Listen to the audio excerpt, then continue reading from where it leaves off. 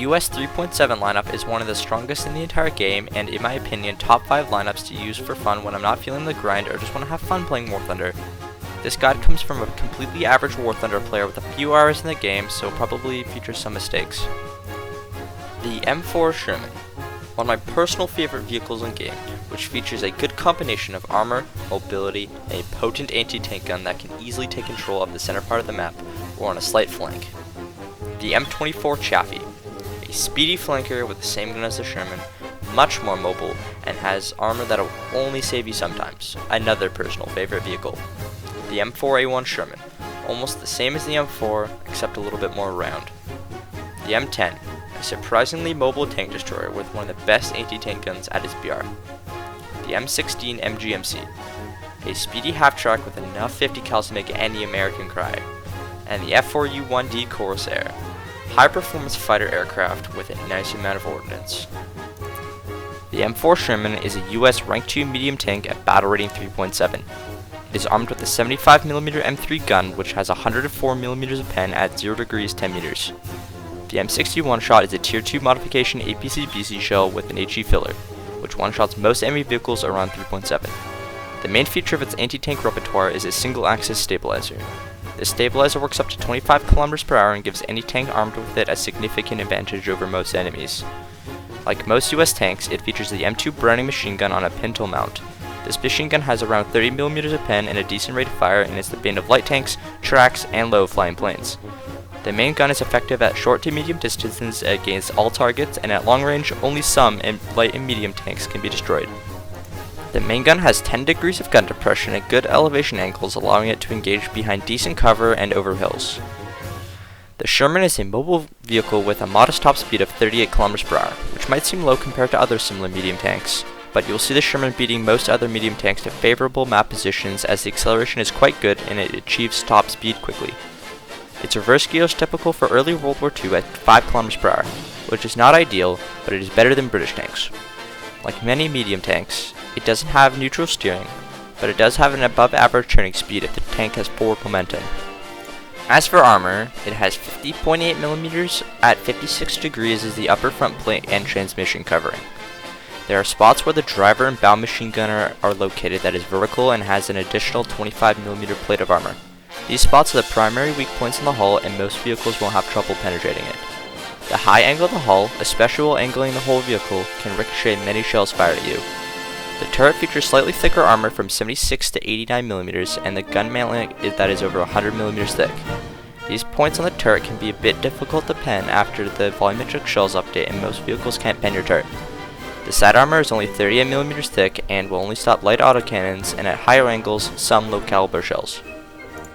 Internal survivability is good, and if you take 30 to 40 rounds of ammo, dying to ammunition explosions is low, and the turret penetration survivability is good. Enemies to watch out for: tanks of the German Long 75, such as the Panzer IV F2 and G, Stug 3F and G, and any other turretless tank destroyers which will go cleanly through everywhere. Russian tank destroyers such as the Su-152 and Su-85, certain T-34 variants such as the 76mm ones and the 57mm ones. For modifications, start off with parts, then FPE or M61 shot. Now going for M61 shot, it's a bit of a risk over getting FPE, as getting set on fire can be fatal, but getting M61 shot allows you to have better penetration and post-penetration damage over the M72 shot. Number 4 is horizontal drive, which allows your turret to rotate faster. Number 5 is crew replenishment, which allows you to replenish your crew inside of cap zones. Number 6 is elevation mechanism, which allows you to elevate and depress your gun faster. Number 7 is adjustment of fire, which makes your gun more accurate than it is stock. And number 8 is the mobility mods, starting from the bottom with engine and transmission and working your way up. The last two modifications, artillery and smoke rounds, are pretty useless and generally wait until the end to get them. The M24 is a rank 2 light tank at battle rating 3.7. It is armed with a similar 75mm anti-tank gun as the Sherman, but in game it has identical stats. It fires the same ammo, but the sight has more zoom, making it easier to engage far off vehicles. The M2 on the roof has better elevation angles and can shoot down high-flying airplanes with ease. It also has the same gun depression. The Chaffee's mobility is quite average for light tanks of that BR range. The top speed is 57 km per hour and the reverse is 24. The acceleration is not ideal for going short distances, and it feels like driving a medium tank. The forward mobility allows you to take advantage of good early game positions or respawn and flank advancing enemies. The reverse gear is a blessing to this lineup, and peeking over hills and using the stabilizer to quickly engage and retreat or simply reversing out of a bad position is always beneficial. This tank also lacks neutral steering, but it can turn very fast even without forward momentum. As for armor, 25mm on the hull at high angles will not stop much besides some autocannons and MGs.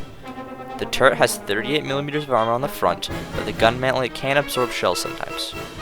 Survivability is not good, and the crew is tightly compacted as well as internal components. Sometimes, turret hits are survivable, and ammunition stowage is at the bottom of the hull in one spot, so taking full ammo is fine. For modifications, start with parts, then FPE or M61 shot. Now the same risks and rewards apply as the Sherman, but M61 shot is more recommended as getting set on fire is usually lethal in this tank. Number 4 is horizontal drive, which allows you to rotate your turret faster. Number 5 is elevation mechanism, which allows your gun to go up and down faster. Number 6 is smoke grenades, which are hugely useful for distracting enemies, getting out of bad positions, helping out teammates, etc. Number 7 is crew replenishment, just in case you survive a hit and you want to get another crew member. Number 8 is adjustment of fire to make your gun more accurate.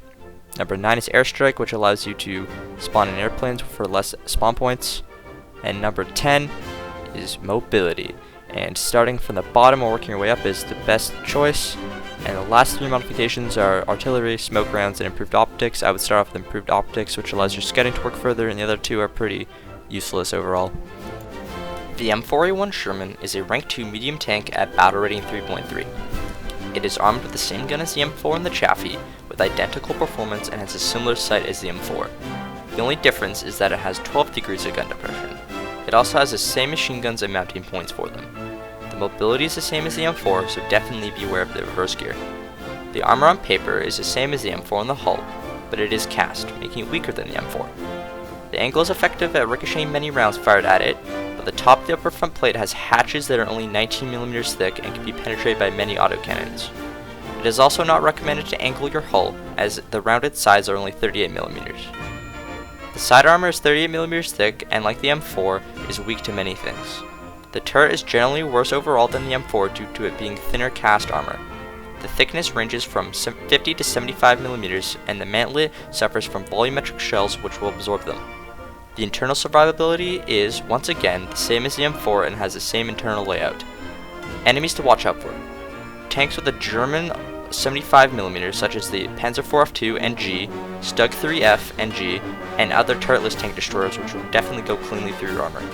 Russian tank destroyers, such as the Su-152, Su-85, and certain T-34 variants, ones with the 76mm or 57mm. For modifications, start with parts, then FPE or M61 shot. Now going for M61 shot, it's a bit of a risk over getting FPE as getting set on fire can be fatal, but getting M61 shot allows you to have better penetration and post-penetration damage over the M72 shot. Number 4 is horizontal drive, which allows your turret to rotate faster. Number 5 is crew replenishment, which allows you to replenish your crew inside of cap zones. Number 6 is elevation mechanism, which allows you to elevate and depress your gun faster. Number 7 is adjustment of fire, which makes your gun more accurate than it is stock. And number 8 is the mobility mods, starting from the bottom with engine and transmission and working your way up. The last 2 modifications, artillery and smoke rounds, are pretty useless and generally wait until the end to get them. The M10 is a rank 2, battle rating 3.3 tank destroyer armed with a 76mm M7 cannon. The stock APC BC round has 149mm of pen, 0 degrees, 10 meters. Coupled with a decent amount of explosive filler, it is one of the best anti-tank guns at its BR, rivaling the 75mm KWK-40 of the Panzer IV. It features 10 degrees of gun depression, letting you take advantage of hills, and the high shell velocity allows you to effectively sit in sniping locations. One major downside to this vehicle is the 5 degree per second turret traverse speed. This gives this tank a very slow reaction time and will get you killed a lot at closer ranges. Playing like a turretless tank destroyer will force a more suitable playstyle, and the 50 cal on the roof is great for killing light vehicles that might try to flank you or shoot down strafing airplanes. The armor on the M10 might seem a bit thin. The hull is only 38mm thick, angled at 55 degrees, and the transmission is 57mm thick. The upper front plate is great at bouncing small caliber shells like the 50mm KWK-39 of the Panzer III. The transmission area will bounce and absorb some high caliber shells, and the turret protection is better with a large 57mm thick gun mantlet that covers most of the turret's face. It is in a wedge shape and will ricochet most rounds, and if something does penetrate the mantlet, the extra wide gun breech will take most of the damage and save your crew. The turret is open top, which means planes can easily strafe you, or large caliber HE shells and artillery shells will overpressure the crew. The side armor is quite weak, ranging from just 19 to 25mm thick. The mobility is quite high for tank destroyers of the tier. With a 42 km/h top speed and a good acceleration, the M10 can get around quite fast, and beat most similar vehicles to good positions. The 5 km reverse speed, like everything else with it, isn't ideal. It can use the mobility to turn the hull and aim the gun faster than the turret can traverse. For modifications, start with parts, then FPE. Number 3 is horizontal drive to make your turret rotate just a little bit faster. Number 4 is adjustment of fire to make your gun more accurate for sniping. Number 5 is crew replenishment, allows you to replenish a crew member in case one of them gets strafed by an airplane. Number 6 is elevation mechanism to make the gun go up and down faster. Number 7 is add-on armor, which is 20mm of track armor, which helps out a lot. And number 8 is the mobility mods, which are very useful for getting around and being more mobile overall. And the last one is M79 shot, which sucks and you should not use it. The M16 MGMC is a rank 2, battle range 2.7 anti-aircraft half-track. It is armed with 4 M2 Browning machine guns and has excellent turret traverse speed and elevation speed. The 50 cal round has a max pen of 31mm, which isn't ideal but can kill most light vehicles. It is amazing at shooting down low-flying airplanes and has excellent time to kill. The armor is virtually non-existent and only enough to stop light MG fire. Any artillery will most likely kill the crew, so avoid the area. The mobility is quite high with a top speed of 73 km/h and average acceleration. The reverse is better at 10 km/h. Due to being a half-track, the off-road mobility is lower and turning radius is large.